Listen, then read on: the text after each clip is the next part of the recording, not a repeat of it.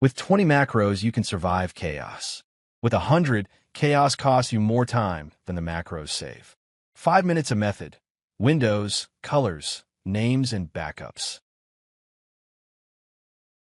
The first tool is Windows.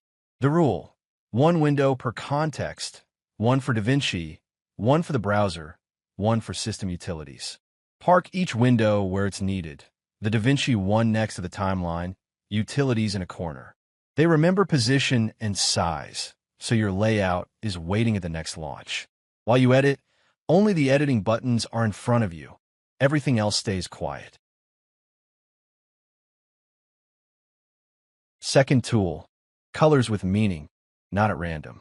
My scheme: green for exports, blue for navigation, red for actions that cut or delete, so the finger thinks twice. And names: short, starting with the verb. Export H264, clean timeline. A button shows the start of the name. Make that enough.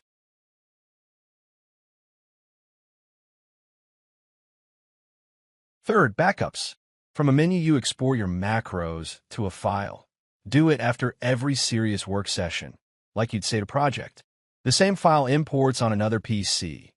That's how you carry your setup from the studio to the laptop.